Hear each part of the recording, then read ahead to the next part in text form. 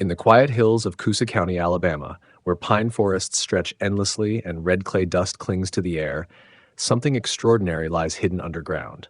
A black, crystalline mineral that once meant little to anyone. But in the age of electric mobility, that mineral has become the very core of the new energy race. Graphite, once a mundane material, is now the heart of every lithium-ion battery. And standing at the center of America's attempt to reclaim control of this critical resource is a little-known company, Westwater Resources, WWR. For decades, Westwater Resources was a traditional mining firm headquartered in Centennial, Colorado. It made its living from uranium extraction, an old energy commodity that had fallen out of favor. But in the summer of 2017, the company made a decision so radical it stunned even seasoned investors. It abandoned uranium altogether, changed its name, and set its sights on something entirely new: high-purity natural graphite for electric vehicle batteries. In most cases, mining companies evolve within their comfort zones. Gold producers move into copper, or lithium miners diversify into nickel. Westwater's pivot was different. It jumped from radioactive ores to advanced energy materials, from the past century's fuel to the next century's foundation. It was, by every conventional measure, a high-risk gamble. Yet within that risk lay a powerful logic. The uranium market was collapsing, and survival required reinvention. By the end of 2017, Westwater acquired a vast expanse of land in Coosa County, roughly 40,000 acres of graphite-rich terrain. This became the Coosa Graphite Project. Preliminary geological studies found that the graphite there had uniform crystal structure, low impurities, and excellent flake size, ideal traits for refining into battery-grade material. The company announced an ambitious goal: to mine, purify, shape, and coat graphite entirely within U.S. borders, creating the country's first vertically integrated graphite supply chain. Then came the Kellyton Graphite Processing Plant, a facility that would put this plan into motion. Construction began in the spring of 2022 with support from the state of Alabama. Westwater promoted it as the first commercial-scale natural graphite refinery in the United States. The plant design was detailed: structural foundations, crushing units, spheroidization equipment, dust filtration, process piping, and automated control systems, all planned with precision. Normally, a facility like this moves from groundbreaking to initial production in 2 or 3 years.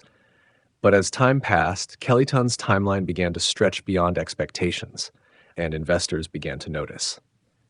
Then, in February 2024, Westwater dropped a bombshell. The company announced a long-term offtake agreement with South Korean battery giant SK On, the same firm supplying Ford, Hyundai, and Volkswagen with EV batteries. The deal was for supply from Kellyton's yet-to-be-completed plant. This immediately drew attention because such agreements are almost never signed before production begins. Normally, offtakes follow after a company demonstrates commercial-scale product quality. So why did SK On sign early? Analysts proposed 2 main explanations. The first theory was technical confidence. Perhaps Westwater's pilot samples were so promising that SK On was convinced the material met their specifications even before mass production. The second was strategic necessity. At the time, the U.S. government was tightening restrictions on Chinese graphite imports, and SK On needed a secure domestic source to support its U.S.-based battery factories. In other words, this may have been as much a geopolitical move as a commercial one. But after that stunning announcement, something strange happened: silence. Throughout 2024 and into 2025, Westwater issued a series of carefully worded updates. Equipment installation was said to be 85% complete. Milling and shaping systems were being commissioned. The company spoke of significant progress. Yet there was one phrase that investors could not overlook: in progress. No firm production date, no clear ramp-up plan, no projected revenue. For comparison, other companies at a similar stage typically provide specific commissioning windows, quarterly output estimates, and offtake delivery timelines. Westwater's reluctance to do so was highly irregular, and investors began to wonder why. Then came another layer of complexity: financing. In December 2024, Westwater announced plans to raise roughly $100 million in project financing to complete the Kellyton facility. By January 2025, the company said its lead lender's investment committee had granted final approval. Normally, such approval is followed by fund disbursement within 30 days. Yet as of mid-2025, no closing had been confirmed. Instead, Westwater repeated a now familiar phrase, syndication is ongoing. To seasoned investors, that phrasing was ominous. Syndication delays can mean that other participating lenders remain unconvinced about project risks or collateral terms. It might also suggest underlying technical uncertainties, perhaps relating to production costs, purity consistency, or market pricing assumptions. Meanwhile, the Coosa Graphite project, the source of all that raw material, remained largely undeveloped. Each year, the company's filings simply stated that development is progressing, but offered no detailed drilling data or feasibility schedule. This, too, was unusual. In the mining industry, raw material extraction typically precedes or runs parallel to downstream processing.